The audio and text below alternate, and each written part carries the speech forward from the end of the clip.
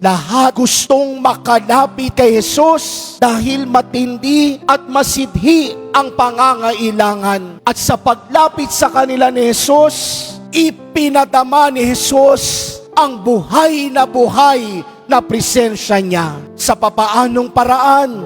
Sa pagpapakain sa kanila at pagbibigay inumin sa kanilang nauuhaw na puso. Ganon nagmamahal ang Diyos. Ganon kabuti ang Diyos. Kahit hindi tayo karapat-dapat sa pagmamahal niya, dahil paulit-ulit tayong nagkakasala, araw-araw niya tayong pinagiging dapat at pinipili dahil mahal niya tayo. Kaya sa misang ito, yan ang ihingi natin sa mahal na Poong Jesus Nazareno. Marami tayong pagkauhaw, marami tayong pagkagutom, marami tayong pangangailangan.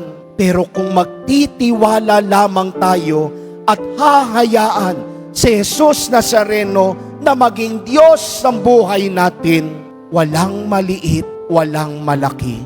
Dahil para kay Jesus Nazareno, anumang maliit, basta't malimit patungong langit.